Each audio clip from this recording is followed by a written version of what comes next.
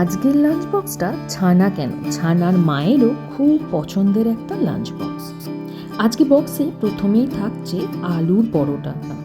আলুর পরোটা আমি একটু অন্যরকমভাবে বানাই। আগে লেচিটা নিয়ে বেশ কিছুটা বেলে নিয়ে ভেতরে পরিমাণ মতো আলুর স্টাফিং দিয়ে ঠিক এভাবে মুড়ে নিয়ে জোড়া পোর্শনটা নিচের দিকে রেখে যতটা সম্ভব পাতলা করে বেলে নিই। বেলাটা যতটা পাতলা হবে টেস্টটাও ততটাই ভালো হবে, যেহেতু আলুর পুরটা সব জায়গায় সমানভাবে স্প্রেড করে যাবে।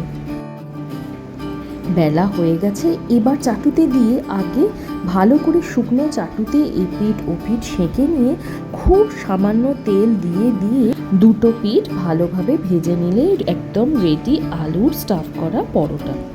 আলুর স্টাফিংটার জন্য মেনলি আমি আলু সেদ্ধ করে নিয়ে পেঁয়াজ কুচি, ধনেপাতা কুচি, একটু জিরের গুঁড়ো, নুন আর অল্প মিষ্টি দিয়ে ভালো করে আলুটাকে নেড়ে চেড়ে নিয়েছি। আলুর পুরটা যার যেমন ইচ্ছা সেরকমভাবে বানিয়ে নিলেই হলো। আমি পুরটা এক একদিন এক এক রকম মশলা করে বানাবার চেষ্টা করে থাকি।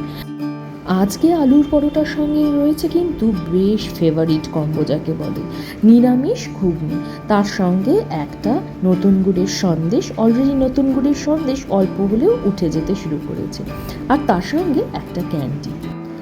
ব্যাস, আজকের লাঞ্চ বক্স একদম রেডি।